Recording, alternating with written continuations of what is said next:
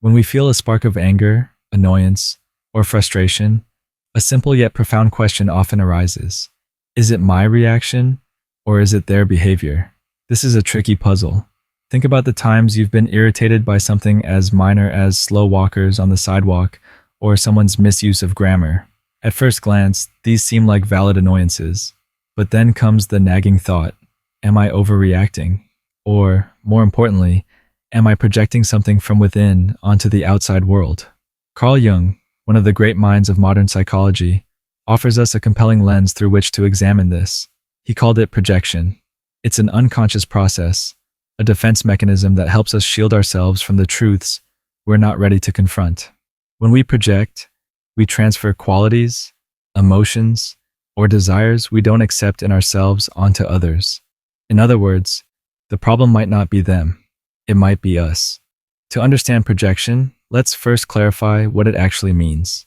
Imagine you're irritated by a coworker who seems overly eager to share their achievements. You think, why can't they just be humble? But if you dig deeper, perhaps this irritation stems from your own struggles with feeling unseen or unappreciated. Jung would argue that the coworker isn't the true issue here. The real issue is your discomfort with those unmet needs. Take another example. Let's say someone's relentless optimism grates on your nerves. Could it be that you're projecting your own suppressed desire to feel hopeful? Or maybe, deep down, you feel ashamed of your cynicism.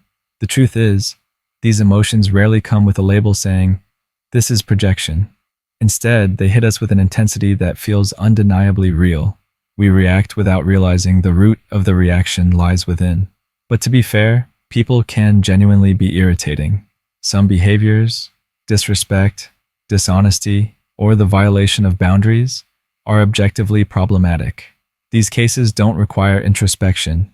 They demand boundaries and action. The difficulty lies in the vast gray zone between projection and justified anger. When is it truly about the other person's behavior? And when is it about our own unacknowledged shadow? To navigate this, we must first understand Jung's concept of the shadow. The shadow represents the parts of ourselves we keep hidden, qualities or desires we see as incompatible with the image we want to maintain. It could be aggression, dependency, fear, or even positive qualities like ambition or creativity that we suppress because we fear they'll be judged. These aspects don't disappear just because we deny them.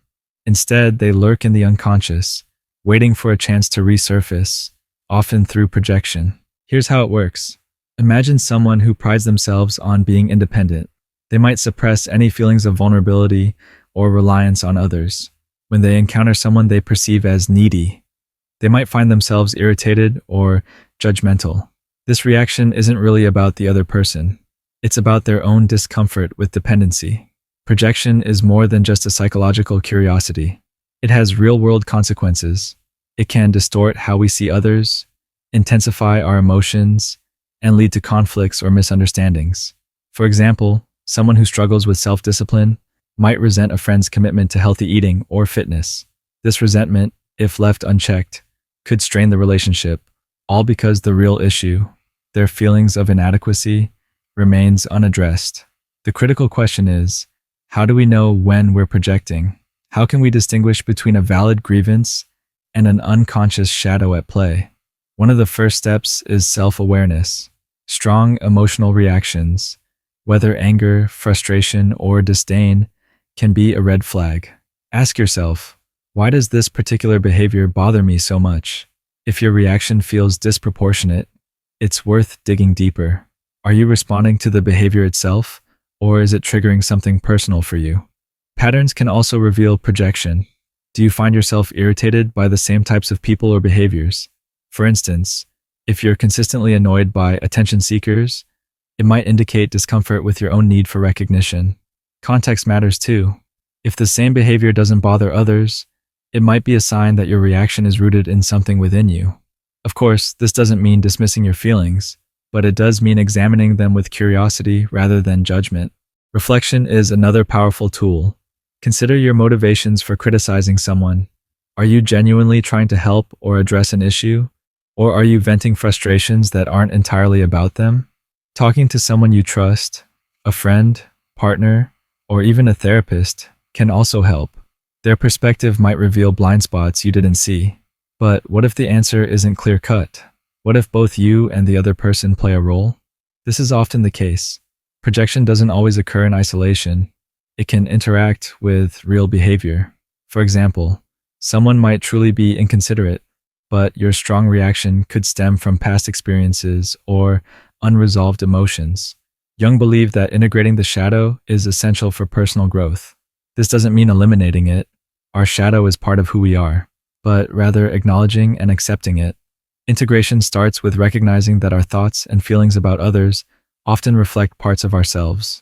When we see someone as overly arrogant, overly needy, or overly anything, it's worth asking, is this a part of myself I've disowned? One of Jung's famous quotes captures this beautifully. Everything that irritates us about others can lead us to an understanding of ourselves. This doesn't mean excusing bad behavior, but it does mean using these moments as opportunities for self-reflection. The more we integrate our shadow, the less we project. This doesn't just improve our relationships, it also makes us more compassionate and self-aware. Instead of being trapped in a cycle of blame, we start to see the world and ourselves more clearly. Now let's dig deeper into the practical aspects of handling projection. Start by examining the emotions you feel in moments of irritation. If you find yourself disproportionately angry or upset, pause and reflect. What's beneath this feeling?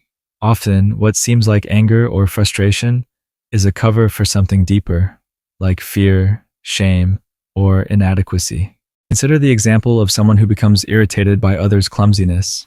On the surface, it might seem like harmless annoyance, but if you peel back the layers, it could reveal a fear of looking incompetent. Perhaps they're projecting their own insecurities about making mistakes. Similarly, the criticism of someone's loud laughter might not just be about the volume. It might reflect suppressed feelings of envy for that person's ability to express joy freely. Recognizing these subtleties takes practice, but with time, the patterns become clearer. Another technique is to monitor your judgments of others. Write them down if needed. This creates a tangible record of the traits you frequently criticize or dislike. Over time, you may notice recurring themes that point to unacknowledged parts of yourself. For example, if you consistently feel disdain for people who show off, it could indicate a buried desire for validation or recognition. A helpful way to separate projection from valid criticism is to ask yourself, am I seeing this trait in everyone, or is this specific to the person in question? Projection often paints with broad strokes.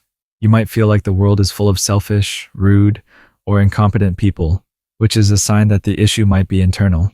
Lastly, practice empathy. When someone's behavior irritates you, consider their perspective. What might they be going through? Could their actions have a reason you've overlooked? This doesn't mean excusing harmful behavior, but it does mean broadening your understanding of others. Empathy often reveals that our reactions are more about us than them. Understanding projection isn't about blaming ourselves for every negative reaction. It's about reclaiming the power to see clearly, both within ourselves and in others.